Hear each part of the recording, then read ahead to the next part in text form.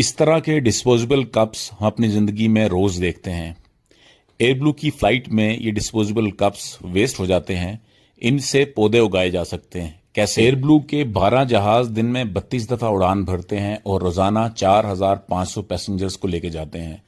Faeces अगर 2 cups भी इस्तेमाल हों तो तकरीबन 10,000 कप्स रोजाना इस्तेमाल होते हैं। इसी तरह की बाकी एयरलाइंस का हिसाब लगाया जाए और डेवो बस की तरह की सर्विसेज का, तो इस तरह की कप्स की तादाद रोजाना लाखों में होती है। अगर आप में से कोई दोस्त इस तरह की किसी एयरलाइन में या लग्जरी बस सर्विस में मौजूद है तो मुझसे रब्ता करें। मैं इन डिस्पोजेबल कप्स को नर्सरीज की मार्केट तक पहुंचा दूंगा।